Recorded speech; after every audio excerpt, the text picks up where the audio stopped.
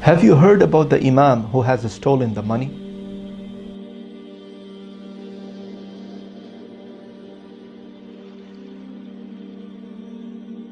The story starts when one of the small villages in one of the African country, they hired an Imam. This Imam was graduated from Islamic University. And it is very rare to find someone knowledgeable, graduated from Islamic University, having Islamic knowledge or Islamic scholar, to be an Imam of one of the masajid. And it is very few in African countries.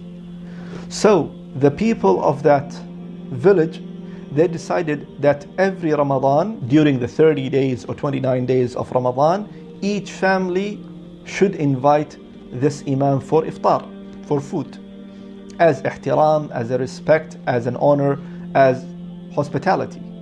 So that was the normal practice, and the Imam is doing his best in the masjid, doing the lectures, the classes, the courses, educating the people and the community. And in Ramadan, he went to the first house. The second day, he went to the second house. The third day, he went to the third family. And it's like that. So one of the families who invited the Imam, they are only husband and wife. And obviously, they are all poor. They are living in a village. After the Imam came, he was waiting in that waiting area or in the hall where they should eat the food. And after eating the food, the Imam said, Jazakumullahu khair, may Allah reward you, and he left. After a while, the wife started looking for the money. She kept money in the same place where the Imam was sitting, but she couldn't find. She is looking under the table, she is looking under the blanket, she is looking under the carpet, she is looking everywhere. Nowhere. The money is gone. So she asked the husband, she said, do you let anyone to come inside the house? He said, no. What happened? She said that she cannot find the money. She said, yeah, I remember there was money and it was kept at certain place. And no one came in that house except the Imam. And he spent, some time, and we were busy making the food, and he was sitting alone at that specific room or that specific area. So they both said for 100% sure that no one took the money except Imam, because no one else came inside the house. From that moment, the man started avoiding the Imam. He started feeling bad towards the Imam. Every time he goes to the masjid, he is avoiding the Imam. He is not trying to make any salam or any contact with the Imam. He prays in the corner, or he prays and then leaves immediately without being in touch with the Imam, having that feeling that how come an Imam, how can he just get that kind of courage to take the money? Well, the year passes and the next Ramadan came. And as a normal practice of the people of the village, that everyone should invite an Imam for a day, for iftar. So one day he went to the first family, the second day he went to the second family, until the turn of this family who lost the money. They now have to invite the Imam. But the man is not comfortable. He says, how can I call the Imam who came last time in my house and he's stolen the money? So I'm not comfortable. So the wife, she was a righteous and pious wife. She came and she said, listen, maybe the Imam was in need of the money. Maybe he needs, this money for something. So let's forgive him for the sake of Allah and let's invite him. Just let it go. So the man agreed and he said, okay, I do agree with you. Let's invite the Imam. Imam came to this family, and again, he came normally, Assalamu alaikum, he sat, and after the food, after the iftar, he just want to leave, but the Imam saw that the man is still not comfortable. He is kind of like talking very in a very not usual way, not normal way. Like it's only like few words that he is talking to the Imam, and quite all the time, not trying to make any topics or open any topics or ask him any questions that he will benefit from Imam. So the Imam said, are you okay? So the man couldn't take it anymore. He said, Imam, I want to tell you something honestly. From the last year till now, didn't you realize that I am avoiding you? I'm not saying salam to you. I'm not coming and talking to you. So the Imam said, yes, I realized, but I didn't get enough time to come and talk to you, to ask you what's happening, because I was also busy here and there.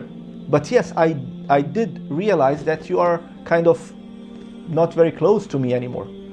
So he said, Imam, I'll be honest with you. Last time we invited you and we kept some money in the same room and we were preparing the food and you were sitting alone. And after you left, we couldn't find the money and we swear that no one else came inside the house except you. At that moment, at that time, Imam's eyes become reddish. The tears start coming out from his eyes. And he said, why you didn't talk to me? He said, how can we talk to you? We were feeling shy. And we are sure that no one took the money except you. So the Imam started crying and he said, yes,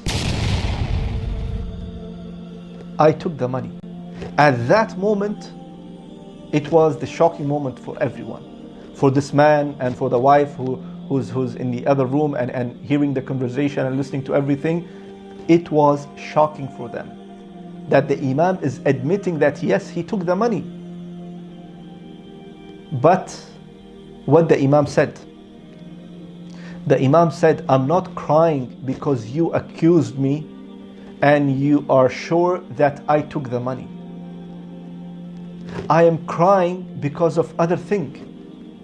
I was sitting in the same room and the money were kept at that side.